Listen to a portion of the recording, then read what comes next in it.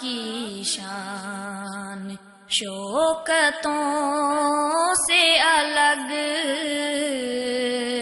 دوسری سب نبوتوں سے الگ۔ خوش نصیب ہے وہ انسان جسے رات کو جب لوگ سو رہے ہوں اٹھ کر اپنے رب کو منانے کے لیے مصلی پہ کھڑا ہونا نصیب ہو جائے۔ رات کا قیام یہ بڑی عظیم عبادت ہے جو انسان کو اللہ کے بڑا قریب کر دیتی ہے۔ بعض لوگوں نے آ کر اللہ کے ایک نیک بندے سے سوال کیا کہ بعض دفعہ چاہتے ہوئے بھی رات کا قیام نصیب نہیں ہوتا، اس کی کیا وجہ ہے؟ اللہ والے نے جواب دیا، اپنے دن کو دیکھا کرو، اگر دن میں تم گناہ کرو گے تو اللہ پھر تمہیں رات کو اپنے سامنے کھڑا ہونا نصیب نہیں کرے گا۔ جب دن اللہ کی مرضی کے مطابق گزارو گے تو پھر اللہ تمہیں توفیق دے گا کہ تم رات کو بھی کھڑے ہو جاؤ اور اللہ کو مناؤ۔ یہ تہجد کی نماز، یہ رات کا قیام نصیب والوں کو ملتی ہے۔ اللہ ہمیں بھی اپنے ان پیاروں میں شامل فرما دے جن کو اللہ رات کو اپنے سامنے کھڑے ہونے گڑ گڑانے کی توفیق عطا فرماتا ہے۔ رمضان کے اندر اس کو تراویح کے نام سے جانا جاتا ہے۔ تراویح کوئی باقاعدہ الگ کوئی نماز نہیں ہے، وہی رات کا قیام ہے۔ جو ہی رمضان کی ابتدا ہوتی ہے تو اس حوالے سے لوگوں کے ہاں گفتگو بڑی عجیب کی جاتی ہے، کہیں تو تعداد کا جھگڑا شروع ہو جاتا ہے، حالانکہ یہ نفلی عبادت ہے۔ پیارے نبی صلی اللہ علیہ وسلم نے ارشاد فرمایا کہ رات کی نماز 2 رکعت کر کے، جب ڈرو کہ صبح ہونے والی ہے پھر ایک پڑھ کے اسے طاق کر لو۔ اب 2 کر کے جتنی مرضی پڑھ لو، نفلی عبادت ہے، کوئی لڑائی نہیں، کوئی جھگڑا نہیں۔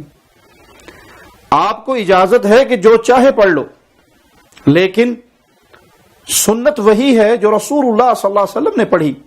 لیکن کوئی فرض نہیں ہے کہ آپ 11 پڑھو، آپ 8 ہی پڑھو، آپ 15 پڑھو، 10 پڑھو، 20 پڑھو، وتر کے ساتھ جتنی چاہے پڑھو، پڑھتے رہو۔ جو آپ پڑھنا چاہتے ہو پڑھ لو، آپ کو اجازت ہے، اس پہ لفظ سنت فٹ نہ کرو۔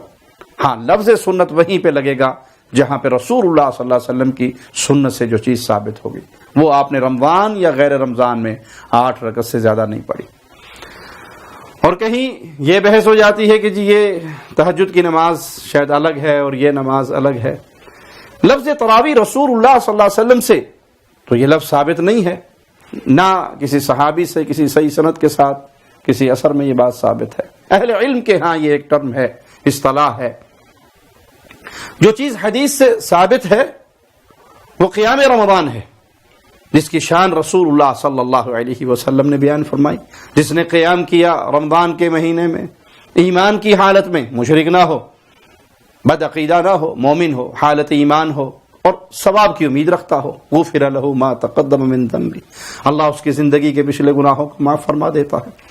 تو یہ حدیث سے ثابت ہے قیام رمضان۔ دیوبندی مکتبہ فکر کے بہت بڑے عالم انور شاہ کشمیری وہ بھی لکھتے ہیں، ولا مناص من تسلیم ان تراویحہ کانت 8 رکعات، یہ مانے بغیر چارہ نہیں کہ نبی کریم صلی اللہ علیہ وسلم کی تراویح 8 رکعات تھی۔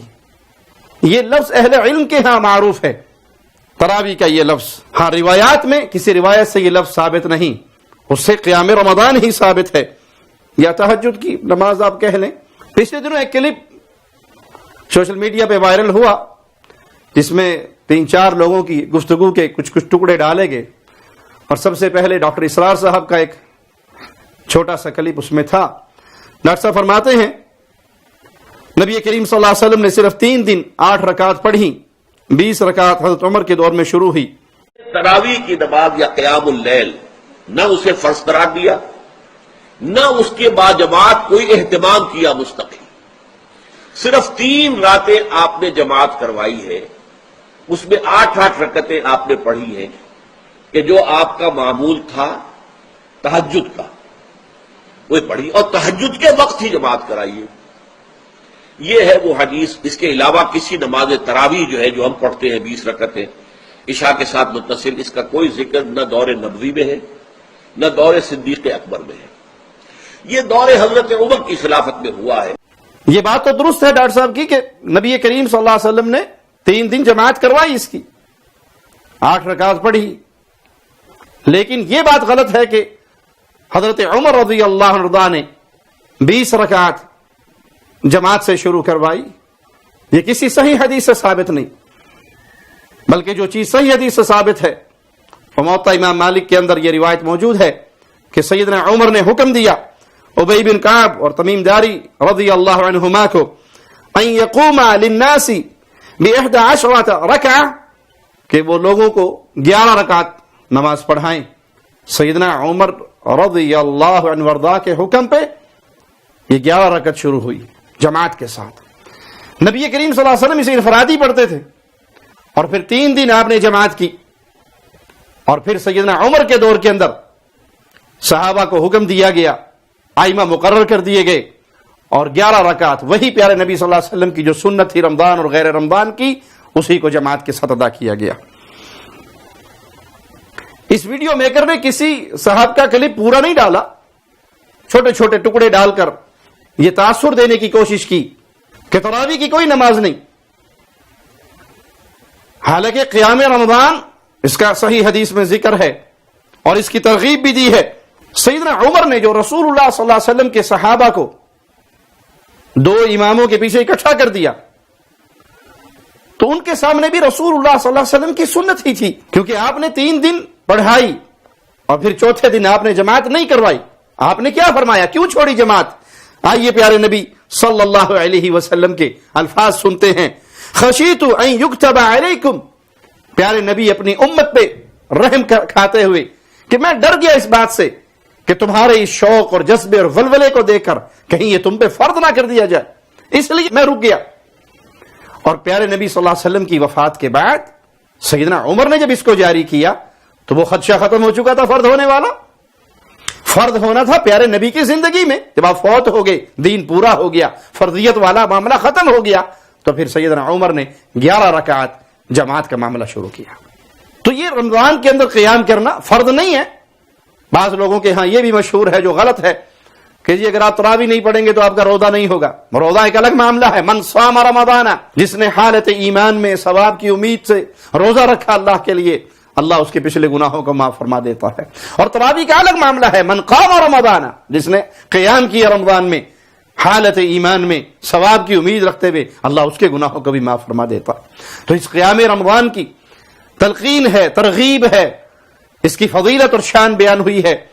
سنن نبی داؤد میں حدیث نمبر 1375، اسی طرح سنن ترمذی میں 806، سنن نسائی میں 1364، سنن ابن ماجہ میں 1327، یہ مختلف کتابوں میں یہ روایت موجود ہے کہ ابو ذر غفاری جب ایک رات نبی کریم صلی اللہ علیہ وسلم نے آدھی رات تک نماز پڑھائی تو یہ کہنے لگے، اے اللہ کے نبی صلی اللہ علیہ وسلم، لو نفلتنا، ابھی تو کہنے کا مراد صحابی کا یہ کہ رات باقی ہے، اگر آپ ہمیں اور نفل پڑھا دیں، ہمیں اور نفل پڑھائیں، آدھی رات گزری ہے لیکن رات کا ایک بڑا وقت موجود ہے۔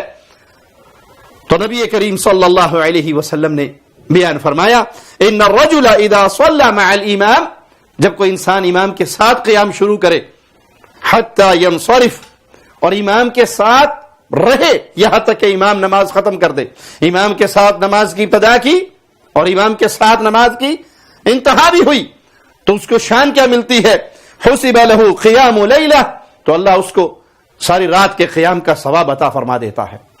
تو یہ ترغیب موجود ہے، یہ عمل موجود ہے، پیارے نبی صلی اللہ علیہ وسلم کی طرف سے دی ہوئی یہ ترغیب موجود ہے کہ امام کے ساتھ کوئی نماز قیام رات کا شروع کرے اور اس کے ساتھ ہی اختتام پر پہنچے، تو اگرچہ وہ تھوڑی دیر پڑھا ہے، اس نے آدھی رات پڑھ لیا یا رات کا کچھ حصہ پڑھ لیا، اللہ کے ہاں اس کو پوری رات کا ثواب لکھ دیا جاتا ہے۔ اس حدیث سے رمضان کے اندر باجماعت قیام کی فضیلت بھی مل گئی، دلیل بھی مل گئی، اور سیدنا عمر کے سامنے بھی یہی دلائل تھے جس پر انہوں نے جماعت کا حکم دیا، اور وہ جماعت ہوئی۔ یہ فرض نہیں ہے کسی کے لیے، نفل نماز ہے، 22 اجر ہے، 22 ثواب ہے۔ کوئی اگر اکیلا بھی پڑھتا ہے رات کی آخری پہر میں پڑھ لیتا ہے یا امام کے ساتھ پڑھ لیتا ہے، 22 اجر و ثواب والا معاملہ ہے۔ اس لیے اس کے اندر کوئی ایسی بحث نہیں ہے کہ کوئی اس کو فرض قرار دے کہ اس کے بغیر روزہ نہیں، یا اس کی تعداد پہ کوئی اتنی شدت کے فتوے لگانے شروع کر دے۔ پیارے نبی کی سنت معروف ہے اور امت کے لیے اجازت بھی ہے، آپ جتنی چاہے پڑھنا ہے پڑھ لو، لیکن آپ جو پڑھو گے وہ آپ کا عمل ہوگا۔ سنت کے مطابق عمل وہی ہے جو رسول اللہ صلی اللہ علیہ وسلم نے پڑھا، اور آپ نے اس کی فضیلت بیان کی۔ امام کے ساتھ شروع کر کے امام کے ساتھ اختتام تک پہنچیں گے تو آپ کو ساری رات کا قیام مل جائے گا۔ اللہ ہمیں عمل کی توفیق عطا فرمائے۔ اقول قولی ھذا واستغفر اللہ لی ولکم ولسائر المسلمین۔ آپ کی شان شوکتوں سے الگ، دوسری سب نبوت